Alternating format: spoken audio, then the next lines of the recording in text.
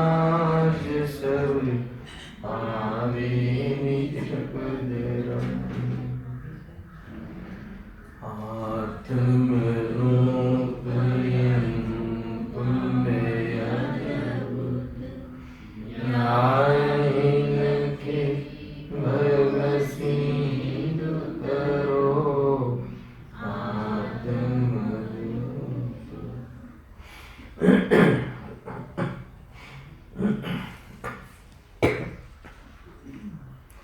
आज श्री मोक्षमार्ग प्रकाशक ग्रंथ से 7મા અધિકાર ઉપર આપણે સ્વાધ્યાય ચાલી રહ્યો છે. નિશ્ચયાભાસી પ્રકરણ છે. નિશ્ચયાભાસી દ્વારા જે વિપરીત માન્યતાઓ છે, જે ભૂલ છે, એ ભૂલોનું નિરાકરણ કરવા અર્થે આ ટોપિક આપણે વાંચી રહ્યા છીએ. એમાં પેજ નંબર 203 મૂળ ફોર્મ્યુલા એ છે ભૂલનું કે મિથ્યા દૃષ્ટિ જે નિશ્ચયની ઓળથી જે સ્વરૂપ છે એવું સ્વરૂપ સર્વથા એવું સ્વરૂપ છે એમ માને છે. એનો અર્થ શું કે દ્રવ્ય સ્વભાવની ઓળથી તો એવું સ્વરૂપ છે, પણ વર્તમાન પર્યાયમાં પણ પોતાનું એવું સ્વરૂપ માની લે છે. અને જે વ્યવહારનું જે સ્વરૂપ કહ્યું છે એનું સર્વથા નિષેધ કરે છે. પર્યાયનું જે સ્વરૂપ કહ્યું છે જે વ્યવહારને એનું વિષય છે, વ્યવહાર તરીકે પણ પર્યાય તરીકે પણ સ્વીકાર કરતું નથી, એનો સર્વથા નિષેધ કરે છે. જે દ્રવ્ય સ્વભાવની ઓળથી સ્વરૂપ છે એને દ્રવ્ય દૃષ્ટિથી અનુભવ કરવાના બદલે પર્યાય દૃષ્ટિથી અનુભવ કરે છે, એ નિશ્ચયાભાસીની ભૂલ છે. જો એમાં આ લખ્યું ને અંતિમ સમેટતા 3 પ્રકારની ભૂલોની ચર્ચા થઈ ચૂકી છે, અને અંતમાં કહે છે કે એ જ પ્રમાણે અનેક પ્રકારથી કેવળ નિશ્ચયના અભિપ્રાયથી વિરુદ્ધ શ્રદ્ધાનાદિક કરે છે. 293 શું કેવું થાય છે? અનેક પ્રકારની. ખરેખર તો ભૂલ તો એક જ પ્રકારે છે કે જે નિશ્ચયની જે વસ્તુ છે, નિશ્ચય નહીંથી જે વસ્તુનું સ્વરૂપ છે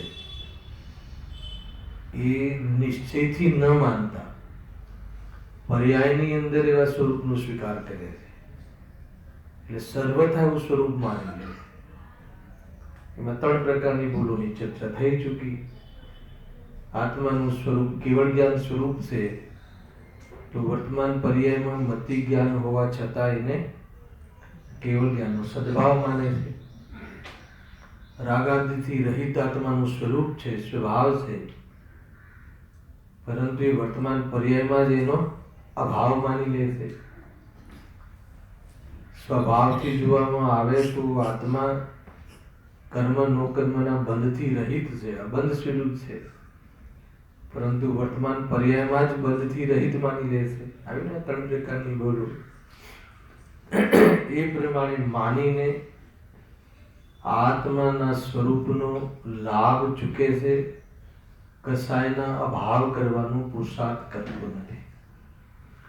મૂળ વસ્તુ આ છે. આમાં જે આ ફોર્મ્યુલા છે ધ્યાન રાખવાનું કે જે આધ્યાત્મિક કથન છે એનો આમાં વિરોધ નથી, એ ધ્યાન રાખજો. હવે આપણે જે ટોપિકમાં જઈ રહ્યા છીએ, હવે જે નેક્સ્ટ ચાલુ કરી રહ્યા છીએ, એમાં તમને એમ લાગશે કે જે આપણને આધ્યાત્મિક પ્રેરણા આપવામાં આવે છે અને તમે એમાં નિશ્ચયાભાસના દર્શન કરાવો છો, તો પછી એ તો નિશ્ચય નહીંના જે વિષય છે એનો વિરોધ થતો દેખાય છે. તો અહીંયા નિશ્ચય નહીંના વિષયનો અથવા નિશ્ચય નહીંથી સ્વરૂપનું છે એનો વિરોધ નથી અને ક્રિયાકાળનું સમર્થન નથી. બે વાત ધ્યાન રાખજો, હે ને? અહીંયા તો જે આ ભાસરૂપ ભૂલ છે, ભૂલ મટાડવી છે. પહેલાથી જ સાવધાન કરી દઉં તમને. હવે જે બધી ચર્ચાઓ થવાની છે એમ લાગે કે આવું તો આપણે કરી જ રહ્યા છે, આવું તો કરવાનું કહ્યું છે, આપણો તો ધ્યેય જ છે આત્માનો અનુભવ કરવાનો, તો પછી કેમ આમ કહે છે? એ બધી ચર્ચા હવે પ્રારંભ કરું છું. જુઓ, મેં અભિપ્રાયની ભૂલ સમજી. અને આ જે ભૂલ છે ને, નિશ્ચયાભાસ, વ્યવહારાભાસ, પહેલા બહુ ચર્ચા થઈ ચૂકી છે. આ કોઈ ક્રિયાને લઈને કે કોઈ પરિણામને લઈને ભૂલ નથી. ક્રિયા તો એવી જ હશે, તત્વચિંતન જ કરશે, પરંતુ એમાં અભિપ્રાય શું છે, એ કોને મોક્ષ માર્ગ માને છે, એ અભિપ્રાયમાં ભૂલ, શું માને છે, અને એના ઉપર ઘણું વજન આપ્યું છે. અને ખરેખર ભૂલ ત્યાંથી જ હોય છે. એટલે એ રીતે જો જીનવાણીમાં તો અનેક નયોની અપેક્ષાથી કોઈ ઠેકાણે કેવું તથા કોઈ ઠેકાણે કેવું નિરૂપણ કર્યું છે. હવે આ પોતાના અભિપ્રાયથી નિશ્ચયની મુખ્યતાથી જે કથન કર્યું હોય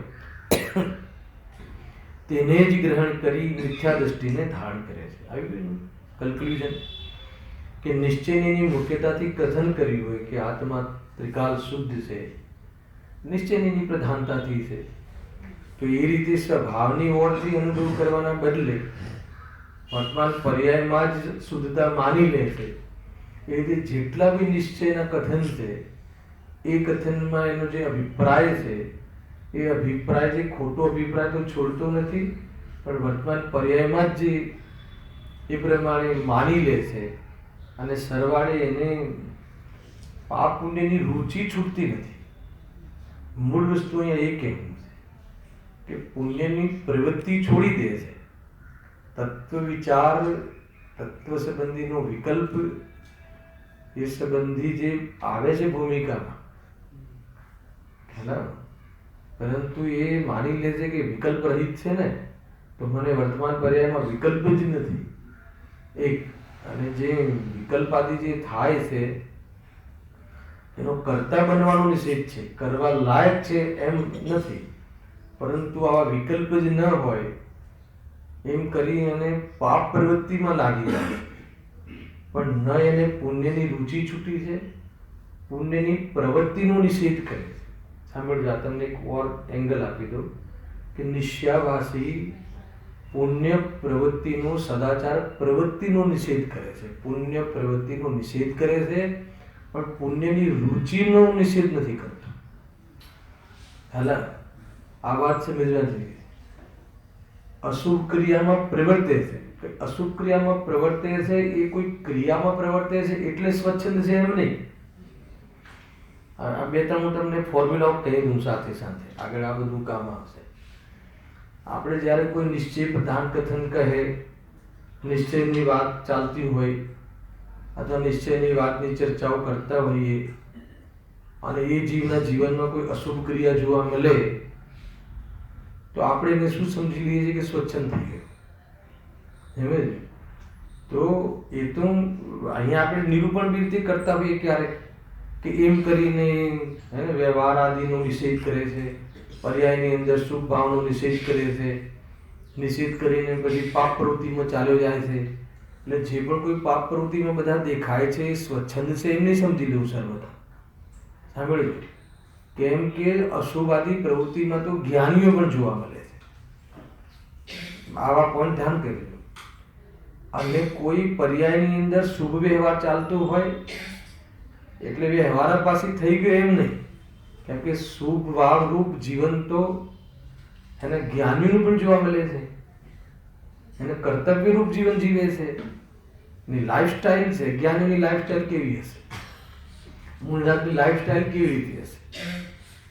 બાહ્યમાં શુભ પરિણમીને જ હશે ને, અંતરંગમાં તો વિતરાગતા ચાલે છે.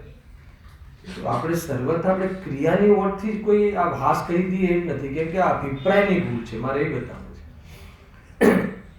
તો તમે કહો છો ને કે અશુભમાં લાગી જાય છે, તો કે અશુભમાં લાગી જાય છે એનો આધાર જીનવાણી છે. એને ખ્યાલ આવે? જીનવાણીનો આધાર લઈને, જીનવાણીના કથનનો આધાર લઈને અશુભ પ્રવૃત્તિમાં જવું, એનું નામ વાસ્તવમાં નિશ્ચયાભાસી છે. અશુભ પ્રવૃત્તિમાં પ્રવર્તતો હોય એ નિશ્ચયાભાસી છે એમ નહીં. સાંભળ્યું? કેમ કે અશુભ પ્રવૃત્તિમાં તો જ્ઞાની જોવા મળે છે. ભરત ચક્રવર્તી તો 60,000 વર્ષ લડાઈમાં જોવા મળે છે. તો શું એ નિશ્ચયવાસી છે? અને કોઈ મંદિરોમાં જોવા જ ના મળે તો નિશ્ચયવાસી છે? તો કહે છે કે જે દેવશાસ્ત્ર ગુરુના દર્શન આદિ એ સંબંધીની પ્રવૃત્તિનો જે ત્યાગ કરી દે છે, એને ત્યાગ કરી દે છે એનો અર્થ શું?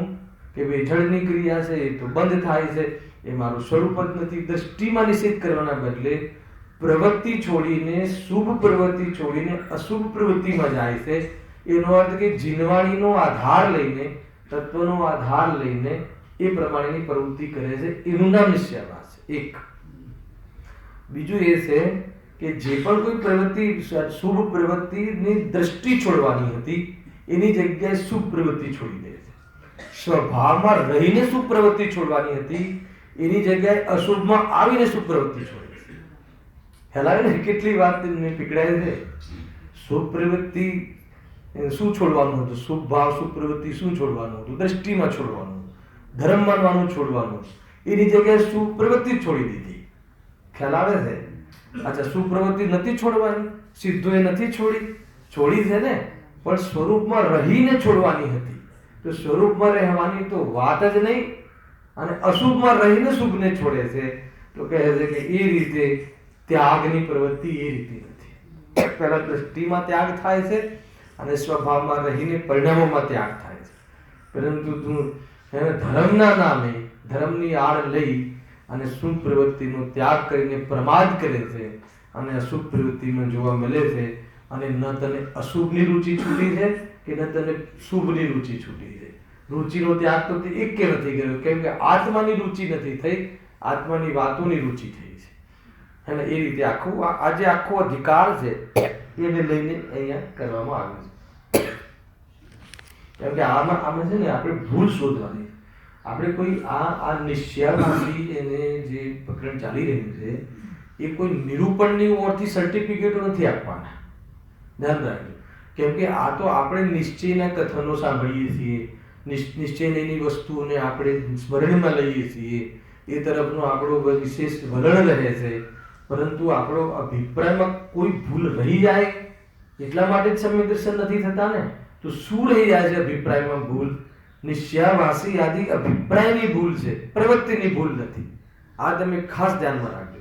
કેમ કે આપણે કાં તો વાણીની પ્રવૃત્તિમાં નિશ્ચયવાસ શોધીએ છીએ, કાં તો આચરણની પ્રવૃત્તિમાં વ્યવહારાભાસ નિશ્ચયવાસ શોધીએ છીએ.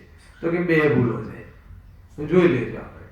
અને કોઈ અહીંયા માની લો કે હું આજે જોરદાર એકદમ શુદ્ધની વાત કહું કે પર્યાયનું તો મારે કાંઈ કામ જ નથી, હેલાયું, એટલે દૃષ્ટિની અપેક્ષા છે.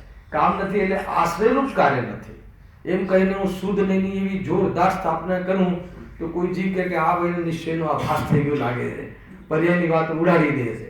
તો કે એમ નથી. અને કોઈ નિશ્ચયના કથનનો વિરોધ કરવામાં આવે છે નિશ્ચયાભાસમાં, એમ નથી. એ નિશ્ચયના કથનોના માધ્યમથી એ જે પોષણ કરે છે ખોટા અભિપ્રાયનું, એને અંદરમાં શુભાની રુચિ તો છોડતો નથી અને પ્રવૃત્તિઓ છોડીને માત્ર ધાર્મિકનો ભાસ કરે છે. એનું નામ નિશ્ચયાભાસી છે. સમજમાં આવે છે કોઈ વાત? કેમ કે અમે બહુ આનું બહુ વિચાર્યું, બહુ આનું મનોમંથન કર્યું.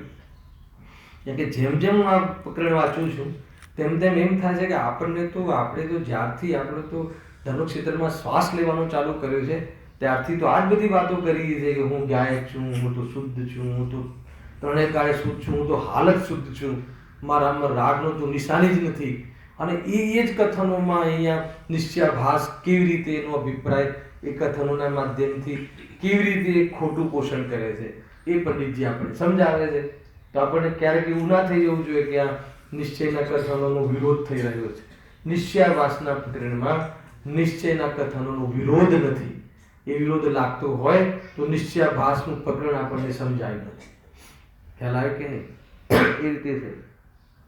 અને કોઈ વ્યવહારના કથન કરે, વ્યવહાર નહીંનું નિરૂપણ કરે, વ્યવહાર નહીંની જે રીતે જેટલી પ્રેરણા આપવી જોઈએ એવી પ્રેરણા આપે તો એ કોઈ પર્યાય દ્રષ્ટિ છે એમ નહીં સમજી ગયું.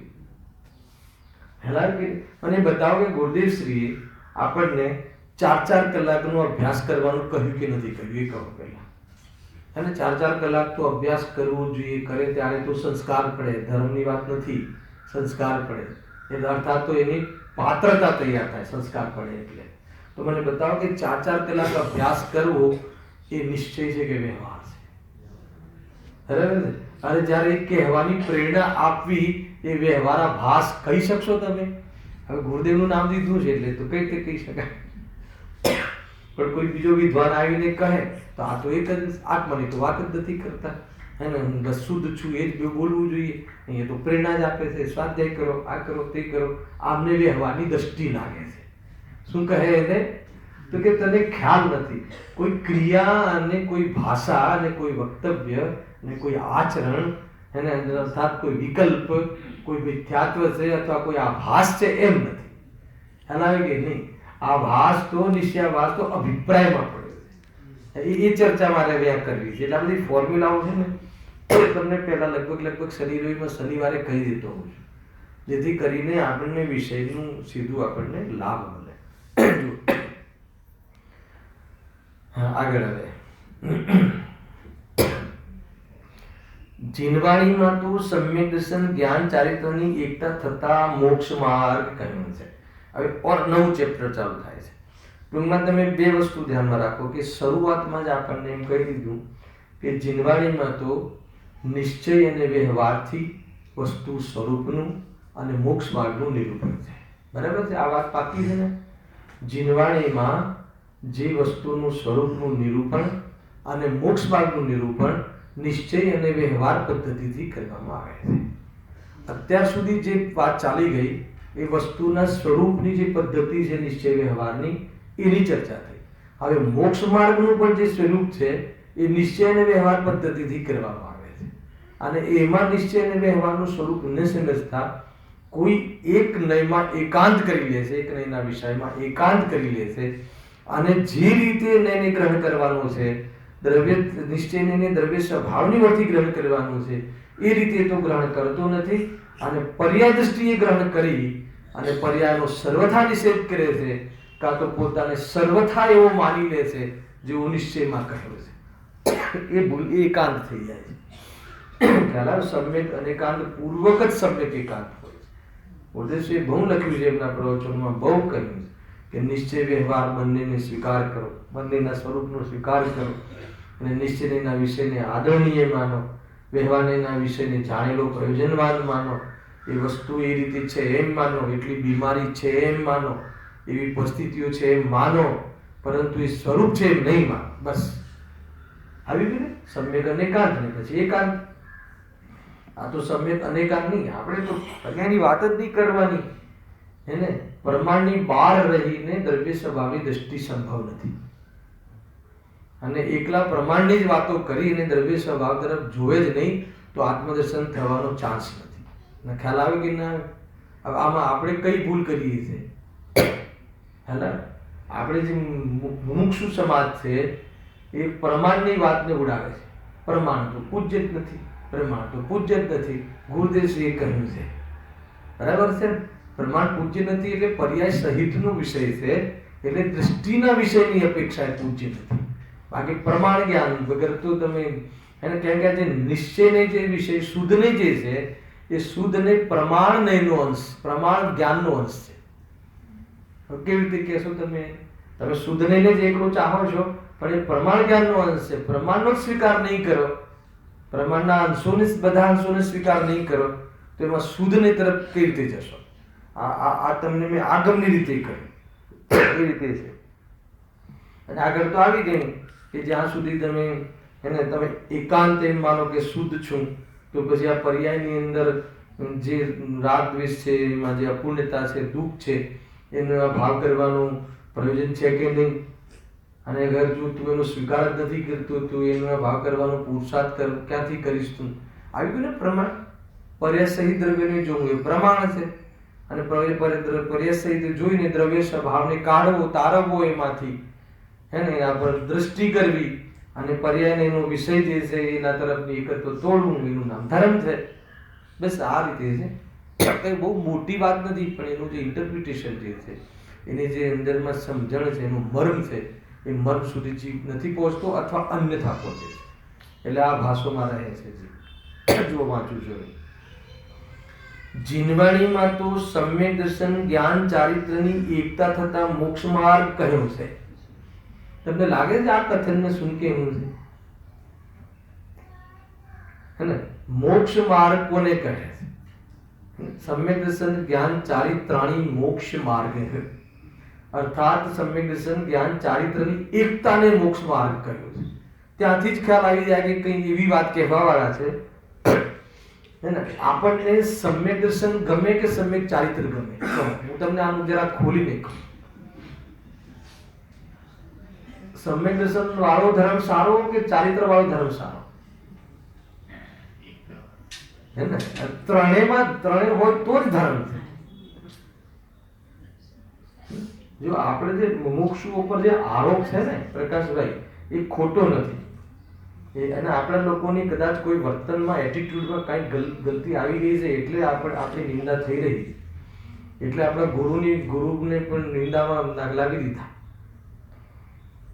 બતાવો મને કોઈને, આપણે બધાને જે મુનિ ભગવંત છે, નિર્ગ્રંથ છે, હે ને, એમને જોવાનો હર્ષ થાય છે? બોલો. અચ્છા, ભગવાન આત્મા જોવાનો હર્ષ થાય છે તો ભગવાન આત્માનો જે વિશેષ આશ્રય લઈને જે મુનિ દશામાં વિચરે છે એમને જોવાનો ભાવ આવે છે? જો આ ખાતું ખોલું ને તો એમ લાગે કે ખરેખર આપણે આત્માથી નથી ને મુમુક્ષુ નામ ધરાવીએ છીએ. મુમુક્ષુ બી નથી. ખ્યાલ આવે? કેમ નથી સમજાતું? બરાબર. આપણને બસ એક આત્માની દૃષ્ટિની વાત સાચી છે. આ બધું નિર્ગન થવું ને નગ્ન થવું ને જંગલમાં રહેવું ને આ મહાવ્રતનું પાલન કરવું ને આ બધું શું છે? જળની ક્રિયા છે. એટલે અરે તું મોક્ષે જઈશ તો આ બધું આવશે કે નહીં આવે? હૃદયથી પોતપોતાને પૂછજો. હું અહીંયા કોઈને સેપરેટલી નહીં પૂછું કે આપણને મુનિ દશા, એ નિર્ગન દશા જોવાનો અંદરમાં ભાવ આવે છે? એ નિર્ગન દશા છે, ગુરુદેવ છે ને હાલ મળી જાય તો સાષ્ટાંગ નમસ્કાર કરી દઉં એવી જાતિનું જંગલમાં ભાવ આવે છે, હે ને? એટલે મારો બતાવવાનો ભાવ એ છે કે આ એ ચારિત્ર છે. ચારિત્ર ખલું ધર્મ. સમ્યક દર્શન ધર્મનું મૂળ છે તો ચારિત્ર ખરેખર ધર્મ છે, ધર્મનું વૃક્ષ છે.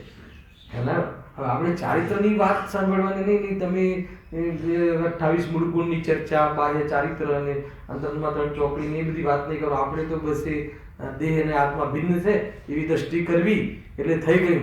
તો અહીંયા કહે છે કે એકલું સમ્યક દર્શન ક્યારે નથી હોતું. સમ્યક દર્શન, સમ્યક જ્ઞાન, સમ્યક ચારિત્ર ત્રણેય હોય છે અને ત્રણેયની એકતાને મોક્ષ માર્ગ કહે છે. હા, એટલી વાત જરૂર છે કે સમ્યક ચારિત્ર એ લેવલનું હશે એમ એને નથી હોતું કે જેને ચારિત્ર કહી શકાય. પણ ચારિત્ર જો ત્યાં પ્રગટ ન થાય અને ચારિત્રનો પ્રેમ પ્રગટ ન થાય, રાગ ટાળવાની અંદરમાં ભાવના, તીખી ભાવના ન જાગે, એટલે તું તો રાગને માનવા જ તૈયાર નથી કે મારામાં તો છે જ નહીં રાગ. હવે ટાળવાની વાત શું? રાગ ભાગની વાત જ નહીં કરવાની. આશ્રવ તત્વ તો વાત જ નહીં કરવાની. તો કેટલા તત્વની વાત કરવાની? 6. કયો પંચ ચાલુ કરવો છે? 6 તત્વ વાળો. અરે સ્વરૂપ ગુપ્ત આચાર્ય અમરચંદ્ર દેવ સ્વયં સમેસામાં સૌ પ્રથમ શું કહે છે? યદ્યપિ મેં તો ચિન્ન માત્ર મૂર્તિ હું, પછી फिर भी परिणति मलिन हुई है मोहोदय से. કોણ? આચાર્ય અમરચંદ્ર દેવ સ્વરૂપ ગુપ્ત કહે છે એમને. એ આચાર્ય સ્વયં કહે છે કે હે પ્રભુ, એને મારી પરિણતિ મલિન થઈ છે મોહોદયથી. યદ્યપિ હું તો ચિન્ન માત્ર જ્યોતિ છું, એનો મને અનુભવ છે, મને એનું ભાન છે કે રાગ મારું સ્વરૂપ નથી, રાગ મારામાં હોય જ નહીં, મારામાં એટલે મારા સ્વભાવમાં નથી. પરંતુ મારી પરિણતિ મલિન થઈ છે મોહોદયથી. એટલા માટે હું આત્મખ્યાતિ ટીકાના માધ્યમથી આત્મતત્વનો વિચાર કરીને મોહના ભાવનો પ્રોગ્રામ કરું છું. છે કે નહીં? આ શ્લોક વાંચી લો. અને આ નિશ્ચય પછી તું કહે સારી રાગની વાત શું કર? રાગનું નામ નહીં દેવાનું. રાગ જેવું તો મારામાં કંઈ હોતું જ નથી. તો કહે છે કે સ્વભાવમાં નથી હોતું, એની એવી દ્રઢતા અલગ છે. અને તું એ દ્રઢતા એ કરવાનું કહ્યું હતું અને તું પર્યાયમાં જ નિષેધ કરે છે. હવે એનો નિષેધ કરે છે તો તને દ્રવ્ય સ્વભાવની દ્રષ્ટિની પછી શું જરૂર છે? હે ને? બહુ અત્યારે મેં ગુરુદેવશ્રીનો આ પેરેગ્રાફ વાંચીને આવ્યો સવારે. અદ્ભુત લખ્યું છે, બહુ જ. કહે છે કે જેને રાગનો સ્વીકાર નથી, ક્ષણિક પર્યાયનો જેને એને કોઈ ભાન નથી, ક્ષણિક પર્યાયનો વિવેક નથી, એ જીવને દ્રવ્ય સ્વભાવની દ્રષ્ટિ થઈ જ ના શકે. આવા શબ્દોમાં લખ્યું. ખ્યાલ આવે? શું કરે? અને હમણાં મારે સંવર્તિકાર ચાલુ ને, કઈ ગાથા ચાલી તમને બતાવું જરા. 193મી ગાથા જોરદાર ચાલુ. તમે કહો એને છે જ નહીં, મને ખ્યાલ હશે, બુકમાંથી વાંચું. મલાડમાં ચાલે છે નિજરાધિકા. બરાબર. તો એમાં લખ્યું છે, સાંભળજો શાંતિથી. સમ્યક દૃષ્ટિ જીવ જે ઇન્દ્રિયો વડે અચેતન ચેતન દ્રવ્યોનો ઉપભોગ કરે છે. શું કહે? ઇન્દ્રિયો વડે કરે છે. ઇન્દ્રિયો વડે પદાર્થનો ભોગ થઈ શકે? સમેસાર છે આ સમેસાર. 49મી ગાથામાં તો કહીને આવે આચાર્ય કુંકુમદેવ શું કે આત્મા રસના ઇન્દ્રિય દ્વારા રસને ચાખતો નથી, એટલે આત્મા અરસ છે. સમજમાં આવે છે? આત્મા અરે દ્રવ્યેન્દ્રિય તો છોડો, એ તો જડ છે, પરંતુ ઇન્દ્રિયના માધ્યમથી જે ભાવેન્દ્રિય રૂપ જે જ્ઞાન થાય છે એના દ્વારા પણ રસને ચાખતો નથી, એટલે આત્મા અરસ છે. અને તમે અહીંયા કહો છો કે આત્મા એ બી આત્મા નહીં, સમ્યક દ્રષ્ટિ આત્મા. સમજમાં આવે છે? સમ્યક દ્રષ્ટિ જીવ જે ઇન્દ્રિયો વડે ચેતન અચેતન પદાર્થોને દ્રવ્યોનો ઉપભોગ કરે છે. એને બી ભોગ, એ કેવું છે મારે કે સમ્યક દ્રષ્ટિ પણ ભોગના ભાવ રૂપે પરિણમે છે. એ પહેલા સિદ્ધિ કરી. સમેસાર જેવો ગ્રંથ જે એમ કહે કે ભોગનો ભાવ તો ત્રણેય કાળે સ્વભાવનો ભાવ છે. આત્માને વળી ભોગનો ભાવ કેવો? આત્મા હોય અને એને ભોગ ક્યાં હોય? ભોગ રહિત આત્મા. એ સમેસાર 193 ગાથામાં આચાર્ય કુંકુમદેવ કહે છે કે સમ્યક દ્રષ્ટિ જે ભોગ ઉપભોગ રૂપે પરિણમે છે, ઇન્દ્રિયના વિષય રૂપ ઉપભોગ રૂપ પરિણમે છે, અને ત્યાં સુધી નિજરાધિકાર નથી. પછી આગળ બહુ જોરદાર કથન છે. ઉપભોગ રૂપે પરિણમે છે સર્વ ઉપભોગ. શું લખ્યું છે આગળ? નિજરાનું કારણ છે. ગજબ છે. ભોગ નિજરાનું કારણ છે. ગુરુદેવસિંહ પ્રવચનમાં લખે છે કે ભોગ નિજરાનું કારણ છે, તો હવે ચારિત્રની શું જરૂર છે? ભોગ કરતા રહેશું, મજા કરતા રહેશું અને નિદ્રા બી કરતા રહેશું. આ તો સારો અધિકાર આવી ગયો. વાંચ્યું તમે ગુરુદેવસિંહનું પ્રવચન? એ કહે છે મૂર્ખ છે એને ખબર નથી, ભોગનો બંધ તો થાય જ છે, પરંતુ નિજરાનું કારણ છે એટલે કે એને એ અવસર બી વૈરાગ્યમાં મય હોય છે. ભોગનો ભાવ આવે છે તો એમાંથી છૂટવાની જે પરિણામ છે એનો જ પુરુષાર્થ કરે છે. ભોગવવા છતાં બી એમાં સુખ બુદ્ધિ નથી, એમાં એકત્વ બુદ્ધિ નથી. હેલાનો અને એને તો આત્મામાં વધવાનો, આત્મામાં જવાનો ઓર એમાં નિમિત્ત બને છે કે આ શું, આ ભોગવમાં હું ક્યાંથી આવું, ક્યાં સુધી આવીશ ભગવાન, એમ સમજીને વિરક્ત થઈને પાછો પુરુષાર્થ કરે. અને એકત્વ બુદ્ધિ ન હોવાથી નવા કર્મો આવતા નથી, અનંતાનુબંધી વાળા. તો એ રીતે મારે તો એટલું જ બતાવું હતું, ગાથા લેવી નથી, મારે તો એટલું બતાવવું હતું કે એને પણ ભોગ ઉપભોગના પરિણામ છે. અને તું કહે છે કે એને તો કાંઈ છે જ નહીં, તો કેવી રીતે હાથ લખે? સમીસા લખે. એવી કેટલીય ગાથાઓ છે ભાઈ, આ બધું સમજવું પડશે. શું કહે છે? આપણે ક્યાંથી વાત આવી કે સમ્યક દર્શન જ્ઞાન ચારિત્રની એકતા થતા. આપણે તો સમ્યક જ્ઞાન ને સમ્યક દર્શન બે જ ચીજ હોય ને બસ, ચારિત્રમાં ન પડવું, એ બધું ઝંઝટ છે. હવે ચારિત્ર ઝંઝટ લાગે અને શ્રદ્ધા હોય. અરે જ્યાં રાગના ભાવની વાત એને ન ગમે, ચારિત્ર એટલે રાગનો અભાવ, સમ્યક દર્શન એટલે જેની શ્રદ્ધામાં દ્રષ્ટિમાં રાગનો અભાવ એનું નામ સમ્યક દર્શન. જેના સંવેદનમાં રાગનો અભાવ, જેના વેદજ્ઞાનમાં રાગથી ભિન્ન જ્ઞાન, એ સમ્યક જ્ઞાન છે. અને જેની પ્રવૃત્તિમાં રાગનો અભાવ રૂપ કાર્ય, એ ચારિત્ર છે. હવે ચારિત્રમાં નથી આવતું મુનિ દશાને એ સમજ્યું જ નથી. એને ચારિત્રની દશા સમ્યક દર્શન હોય ને ચારિત્રનો ખ્યાલ હોય, કેવી બને? એટલા માટે એકતા શબ્દ નાખવો પડ્યો ઉમા સ્વામીને પણ અને અહીંયા ખ્યાલ આવ્યો કે જીનવાણીમાં તો સમ્યક દર્શન જ્ઞાન ચારિત્રની એકતા થતા મોક્ષ માર્ગ કઢો છે. સાંભળજો હવે ખરેખર અહીંયા શું કહેવું છે હવે તેને સમ્યક દર્શન જ્ઞાનમાં તો 7 તત્વોનું શ્રદ્ધાન જ્ઞાન થવું જોઈએ, હે ને? કોને? સમ્યક દ્રષ્ટિને. બરાબર છે? ફરીથી સાંભળજો, બહુ અદ્ભુત છે. હવે તેને કોને? મોક્ષ માર્ગીને તો સમ્યક દર્શન જ્ઞાનમાં શું થવું જોઈએ? 7 તત્વોનું શ્રદ્ધાન જ્ઞાન થવું જોઈએ. અને તેનો તો આને વિચાર જ નથી. આને એટલે કોને? નિશ્ચયવાસી. ખ્યાલ આવે? એને આનો વિચાર જ નથી. વિચાર નથી એટલે શું? 7 તત્વનો તો વિચાર કરવાનો ના પાડે છે. અને અહીંયા કહે છે કે 7 તત્વનું શ્રદ્ધાનું નામ સમ્યક દર્શન, 7 તત્વ સંબંધી યથાર્થ જ્ઞાનનું નામ સમ્યક જ્ઞાન. અને આને તો 7 તત્વ ઝંઝટ લાગે છે, હે ને? એક આત્મા, બસ એક આત્માનો જ વિચાર કરો, આશ્રમનો તો વિચાર જ ના કરો. 7 તત્વનો તો જવા જ નથી માંગતો. અને આગળ તો બહુ એના તરફથી દલીલ મૂકશે સ્વયં, હે ને? આચાર્ય અમરચંદ્ર દેવ સ્વયં કહે છે, કુંકુદેવ સ્વયં કહે છે કે આ 9 તત્વ, હે ને, 9 તત્વની માં આવવું એ બધું ઝંઝટ લાગે છે. અમને તો એક આત્મ જ્યોતિ જ પસંદ છે, તો તમે કેમ 9 તત્વનો આગ્રહ રાખો છો? એમ દલીલ કરશે આગળ. અને અહીંયા પંડિતજી પહેલા સમ્યક દર્શનમાં કહે છે કે મોક્ષ માર્ગમાં કહે છે કે સમ્યક દર્શન જ્ઞાન ચારિત્રની એકતાને મોક્ષ માર્ગ કહ્યો. ત્યાં બે વાત કહી. પહેલી વાત એ કહી કે ત્યાં શ્રદ્ધાન જ્ઞાનમાં તો, સમ્યક શ્રદ્ધાન જ્ઞાનમાં તો 7 તત્વોનું શ્રદ્ધાન જ્ઞાન થવું જોઈએ. અને આને તો એનો વિચાર જ નથી. એનો એટલે 7 તત્વોનો વિચાર કરવાનો નિષેધ કરે છે. તો કોનો વિચાર કરવાનું કહે છે? ખાલી એક આત્માની વાત કર્યો, અમને 7 તત્વ નથી પોસાતા. 7 તત્વ તો ભેદ થઈ જાય છે. ખ્યાલ આવે કે નહીં? અરે 7 તત્વના વિકલ્પનો નિષેધ કર. 7 તત્વનો તું નિષેધ કઈ રીતે કરી શકે? સમજ આવે છે કે નહીં? જો તમને કઈ વાર કહી ચૂક્યો છું કે મોક્ષમાર્ગ પ્રકાશકના 9મા અધિકારમાં સમ્યક દર્શનની બહુ મોટી ટીકા કરી છે, મતલબ બહુ મોટો એનો વિસ્તાર કર્યો છે ભાવાર્થ. તો એમાં એમને સમ્યક દર્શનના 4 લક્ષણ કહ્યા. ખ્યાલ છે કોઈને? કયા 4 લક્ષણ કયા? લક્ષણ 4 હોય કે એક જ હોય? એક જ હોય, પણ 4 રીતે લક્ષણનું નિરૂપણ મળે છે. હા, જો સૌથી પહેલા તો દેવશાસ્ત્ર ગુરુનું શ્રદ્ધાંતિ સમ્યક દર્શન છોડો, એમાં કોઈને પ્રોબ્લેમ નથી. પણ વિપરીત અભિનિવેશ રહિત 7 તત્વોની શ્રદ્ધાને સમ્યક દર્શન કહે છે.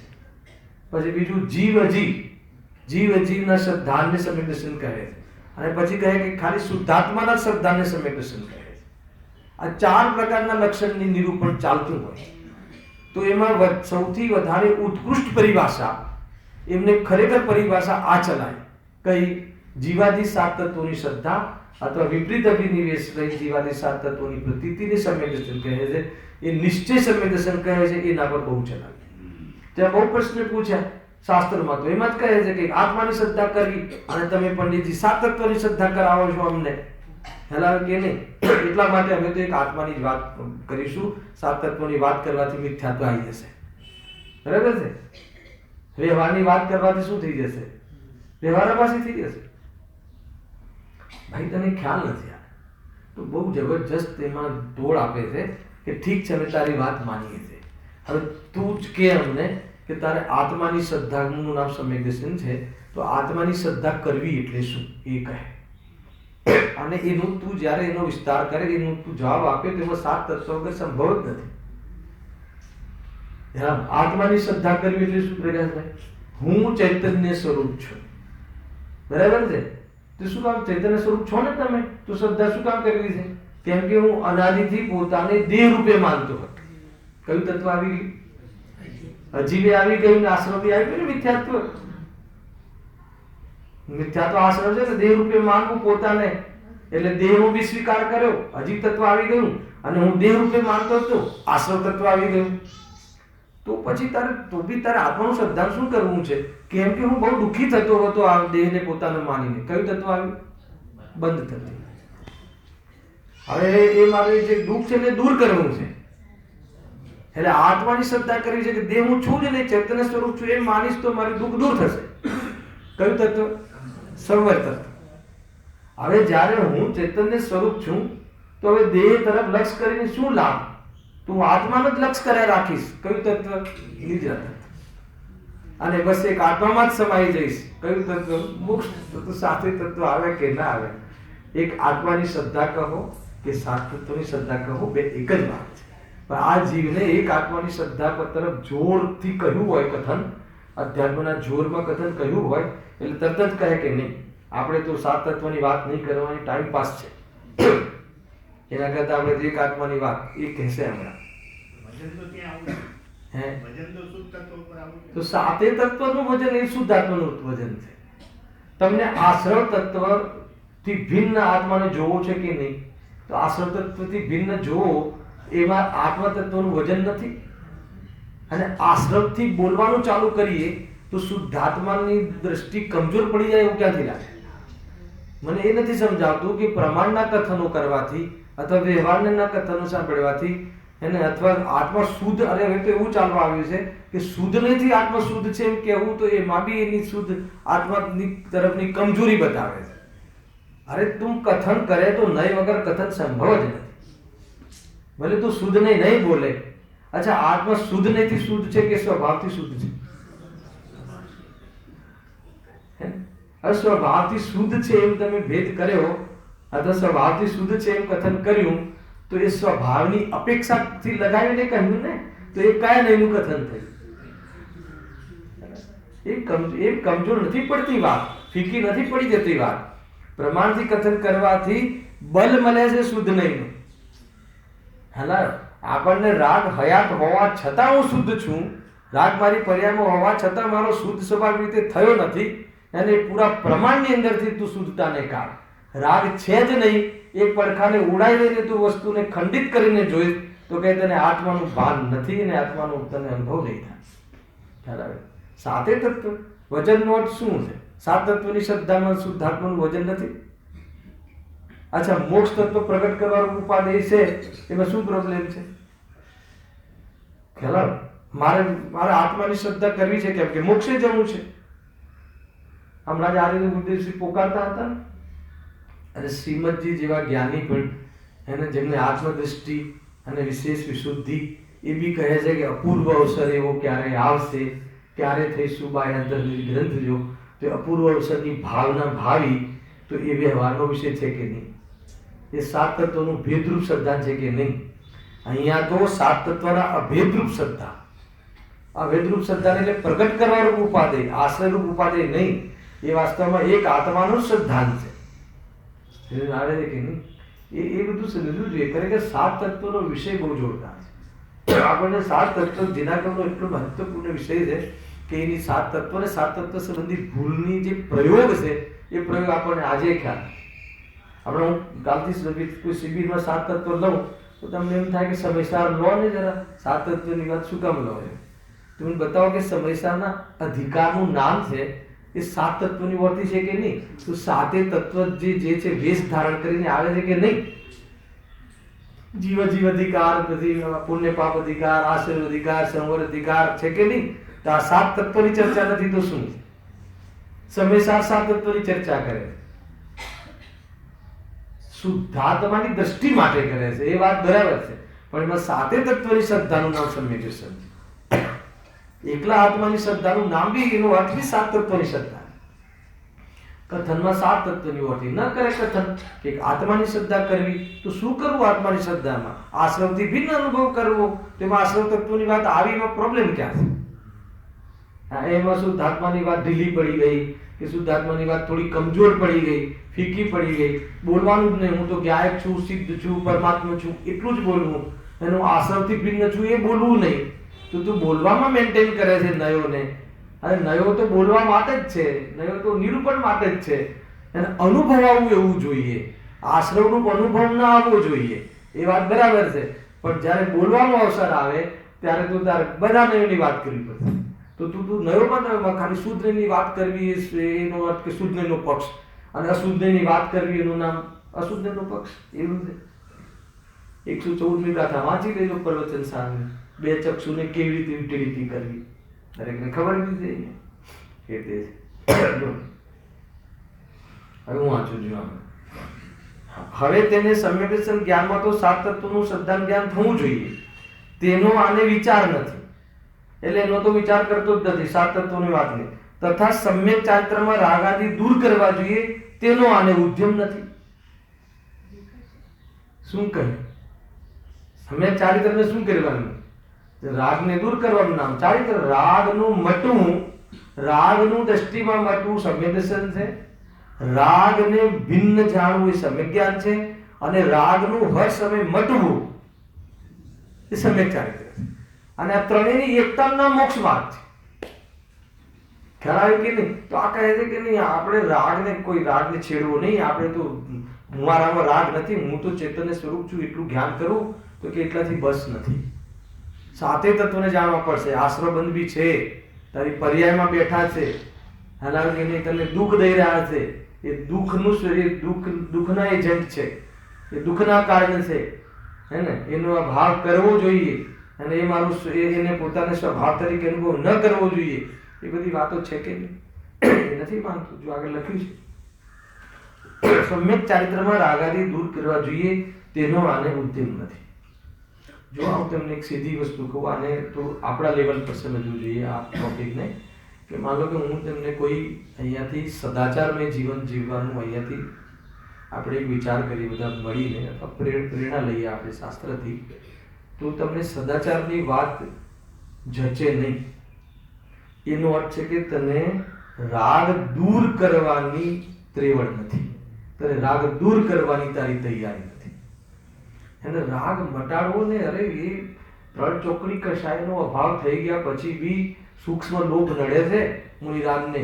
એટલે સૂક્ષ્મ લોભ બી એને જ્યાં સુધી જીતી નથી શકતા ત્યાં સુધી અધીન નથી થતા. ત્યાં સુધી રાગ નડી રહ્યો છે માર્ગમાં. નડે છે ને સૂક્ષ્મ લોભ 10મા ગુણ સ્થાન સુધી, ત્યાં સુધી અધ્યયન પદ આવતું નથી. તો એનો અર્થ કે શ્રદ્ધા તો બહુ સરળ છે, પણ એનો અભાવ કરવામાં ઘણો પુરુષાર્થ છે. મુનિરાજ દૃષ્ટિમાં તો ભોગાદીનો ભાવ એને હે છે એ બધું કરી લીધું, પણ ભોગાદીના ભાવનો અભાવ કરવામાં પછી અસંયમ ટાળીને સંયમમાં આવવું. ખ્યાલ? અને અહીંયા સંયમની થોડીક વાત કરીએ, અહીંયા એકદેશ સંયમની વાત કરીએ, અહીંયા કસાવીની મર્યાદા લાવવાની વાત કરીએ, ભોગોના ભાવોમાં મર્યાદા લાવવાની વાત કરીએ, તો કહે કે નહીં આ બધી ઝંઝટ નહીં, આપણે તો ભોગનો ભાવ છે જ નહીં એ માની લેવું. એ માનીને શું ભોગની રુચિ તો પૂરી છે, હલાવ કે નહીં? ભોગની રુચિ તો છૂટતી નથી. ભોગનું કોઈ બહારનો પુણ્યનો ઉદય આવે તો હર્ષ ઘણો થાય છે. એ નિશ્ચયવાસી છે.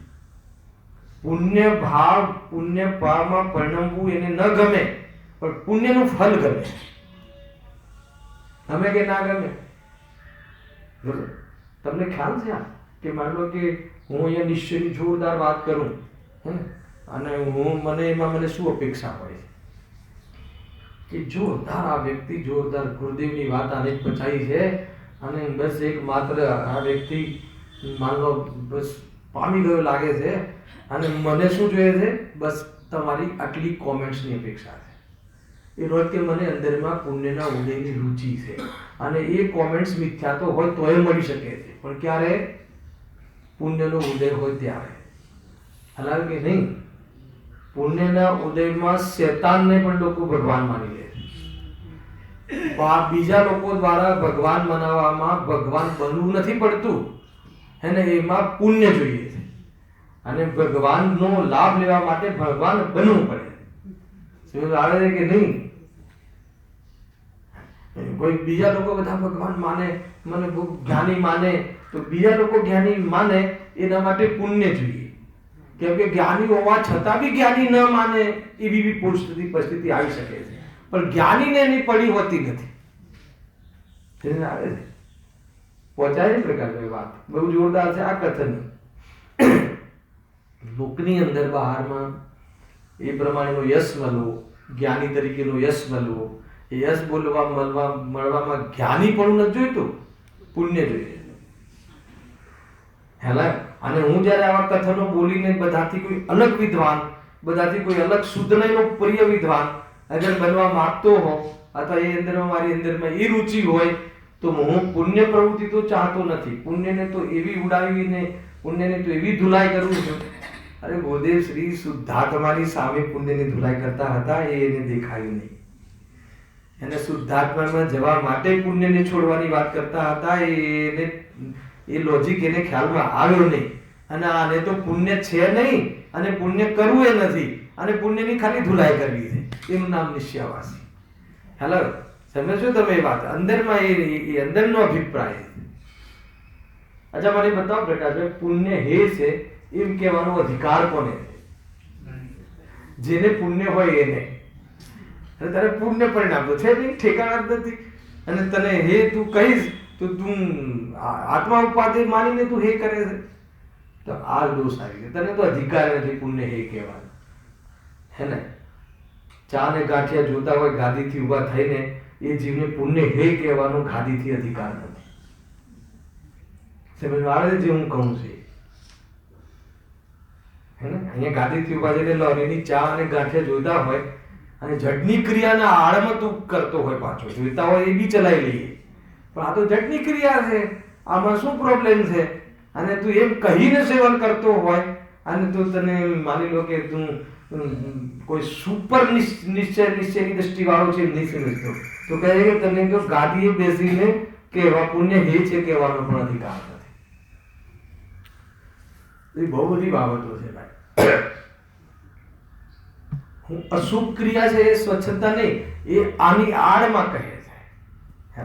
એમાં આત્મા ક્યાં ખાય છે?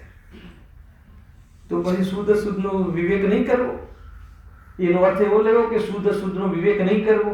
આત્મા અનાહારી છે તો અનાહારી આત્માને આહારનો ભાવ આવે ત્યારે શુદ્ધ શુદ્ધનો વિવેક નહીં કરવો. તને આહારનો ભાવ ન આવે એવી તારી ચિંતા હોય તો એને તો કોઈ વાત જ નથી, પણ તને આહારનો રાગ તો આવે છે. રાગ આવે ત્યારે શુદ્ધ શુદ્ધનો વિવેક રાખીને તું એ પ્રમાણે વર્તજે. ખ્યાલ આવે કે નહીં? એ ચરણાનુયોગની આજ્ઞા છે. અને તું એક અનુયોગની આજ્ઞા માને ને બીજા યોગની આજ્ઞા ન માને તો કહે છે કે તું એક અનુયોગની આજ્ઞામાં નથી. તને ભ્રમ છે કે મને દ્રવ્યાનુયોગનું વિશેષતા આવી ગઈ છે, એનો તને ભ્રમ છે.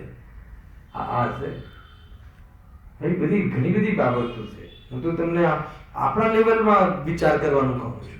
બાકી આમાં હું તમને એકદમ શાસ્ત્રીય વિધિથી આગળ ફટાફટ પાના હું પૂરા કરી શકું છું, પણ એમાં આપણને કંઈ લાભ થશે ને?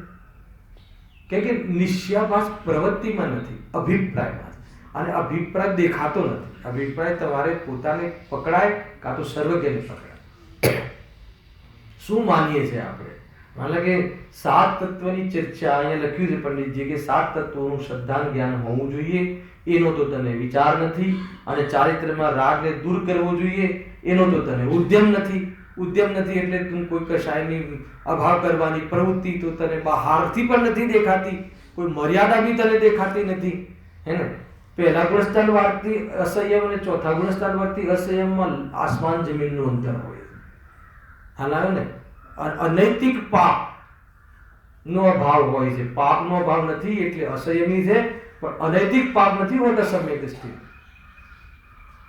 અભક્ષનો અનૈતિક પાપનો એનો ત્યાગ હોય છે. જો ભોજન કરવાનો ભાવ તો પાપ ભાવ, એટલે પાપ તો હોય છે એને, પરંતુ અભક્ષનું સેવન નથી હોતું. અને સમ્યક દ્રષ્ટિ નથી હોતું ને? અરે સમ્યક દ્રષ્ટિને પણ પૂર્વની ભૂમિકામાં નથી હોતું, પૂર્વની ભૂમિકાથી નથી હોતું. અને સમ્યક દર્શન થાય ત્યારે તો પછી જીવન એવું જ હોય, આગળ વધે ત્યારે વધશે.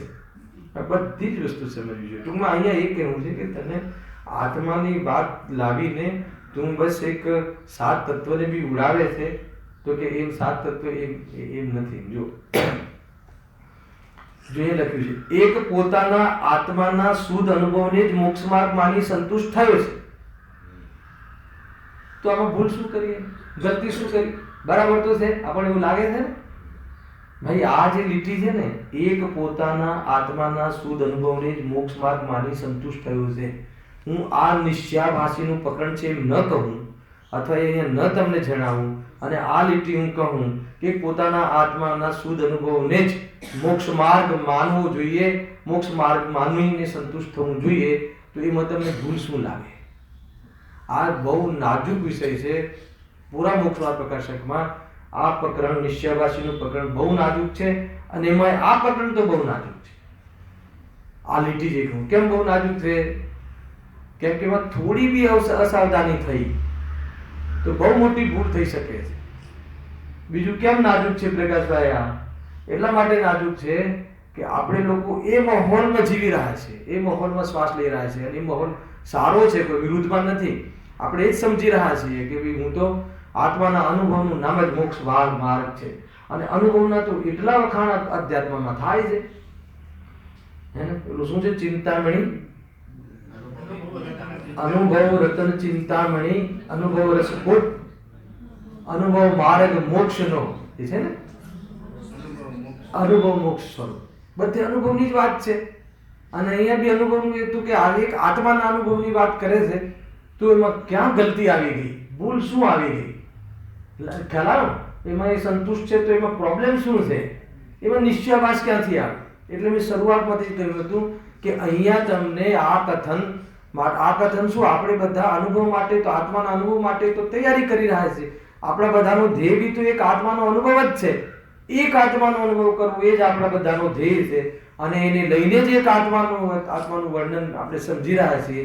તો પછી એક આત્માનો અનુભવ કરીને જે સંતુષ્ટ થાય છે એમાં એને શું ભૂલ કરી? સમજમાં આવે છે કે નહીં? પ્રશ્ન મારો ખ્યાલ આવે છે? આ પ્રશ્ન અહીંયા આપણને થવું જોઈએ કે પ્રભુ અમને બતાવો તો ખરા. અમે બધા તો એમાં શ્વાસ લઈ રહ્યા છીએ. અમે તો જ્યારથી આંખ ખોલી છે ત્યારથી એક આત્માના અનુભવ સિવાય બીજી કોઈ વાત અમને તો ખબર જ નથી. અને તમે અહીં એમ કહો છો કે એ નિશ્ચયાવાસી એટલા માટે છે કે એક આત્માનો અનુભવને જ મોક્ષ માર્ગમાંની સંતુષ્ટ થઈ ગયો છે. એનો અર્થ કે એક આત્માની જ વાત ગમે છે. સાત તત્વની વાત તો વિચાર કરતો જ નથી. ઉપર સાત તત્વનું કહ્યું કે ખરેખર શ્રદ્ધાન જ્ઞાન તો સાત તત્વ સંબંધી શ્રદ્ધાન અને જ્ઞાન એનું નામ સમ્યક દર્શન ને સમ્યક જ્ઞાન છે. અને આ તો કહે છે કે એની સાત તત્વની આપણે તો એક આત્માની જ વાત કરવી, એક આત્માનું ચિંતન કરવું, એક આત્માને સમજવો.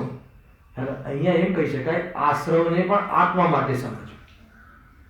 પણ આ તો કે નહીં, આશ્રવની તો બસ વાત આગળ ચિંતન બી બતાવશે એમના, એ રીતે ચિંતન કરે. તો જ્ઞાનીનો જે આ જે છે, જ્ઞાની જે કહે છે કે જ્ઞાની માટે જે શુદ્ધ અનુભવ એ જ મોક્ષ માર્ગ છે, અને અજ્ઞાની માટે બી શુદ્ધ અનુભવ એ જ મોક્ષ માર્ગ છે. તો એકનો નિશ્ચયાભાસ કહો છો અને એકને તમે ધર્મ કહો છો, એ બંનેમાં કેમ ડિફરન્ટ કરે? તો જ્ઞાનીનો જે અનુભવ છે એને શુદ્ધાત્માનો અનુભવ એ જ મોક્ષ માર્ગ છે. અનુભવ અને અજ્ઞાનીના અનુભવની જે વાત કરી છે એમાં અંતર છે. અજ્ઞાની કેવી રીતે અનુભવ કરે છે એની ચર્ચા અહીંયા લખી છે. પણ જ્ઞાની કેવી રીતે અનુભવ કરે છે? તો જ્ઞાની પોતાના આત્માનો અનુભવ કરે છે, તો સાતે તત્વોનું યથાર્થ શ્રદ્ધાન કરે છે. નય નિક્ષેપ પ્રમાણથી પૂરા વસ્તુનો નિર્ણય હોય છે, અને એ કોઈ નયને ઉડાઈ દેતો નથી. હા, એના વિકલ્પમાં એને મહત્વ નથી આવતું, એના ઉઘાડું જ્ઞાનમાં મહત્વ આવતું નથી, પરંતુ એના માધ્યમથી ગાયકનો અનુભવ કરે છે. અને પર્યાયની અંદર જેટલો આશ્રવ છે એનો આશ્રવનો સ્વીકાર કરે છે, પરંતુ એને સ્વભાવ તરીકે અનુભવતો નથી, સ્વભાવમાં મિલાઈને વેચતો નથી. એટલે એને એક આત્માનો જ અનુભવ છે, પરંતુ એ પર્યાયની અંદર ખોટ છે, પર્યાયની અંદર જેટલો રાગ છે એ સંબંધી એને જ્ઞાન, યથાર્થ જ્ઞાન છે કે આટલી ખોટ છે. પણ એ ખોટની સામે જોતો નથી એટલે શું? એને સ્વભાવ તરીકે અનુભવ કરતો. કેમ કે એની દ્રષ્ટિમાં જે સ્વભાવ છે એમાં રાગ નથી, એટલે એને અનુભવ તો રાગનું જ્ઞાન તો છે, પણ રાગ કરવા લાયક છે કે એનાથી ફાયદા છે, કે પ્રાઉડ ફીલ કરવા જેવું છે કે આવો શુભ રાગ તપનો રાગ આવે છે, એનાથી મારી પ્રશંસા થાય છે, એવો રાગનો પક્ષ નથી હોતો. એનું નામ જ્ઞાની. હવે આને અજ્ઞાનીને તો શું છે? અજ્ઞાનીને તો રાગનો સ્વીકાર જ નથી. અજ્ઞાની તો કહે છે કે આપણે તો એક આત્માની જ વાત કરવી, આશ્રમની વાત જ નહીં કરવી.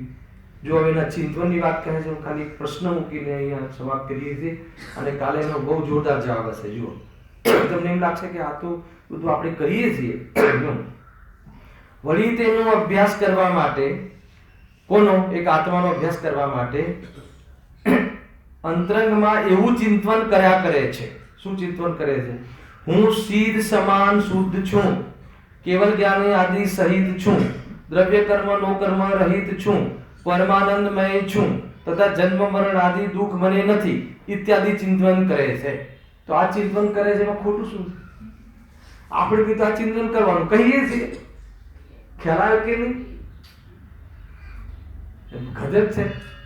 તો આમાં ભૂલ ક્યાં છે ઋષભ? તમને પકડાય છે આમાં ભૂલ? હવે હે શામાં?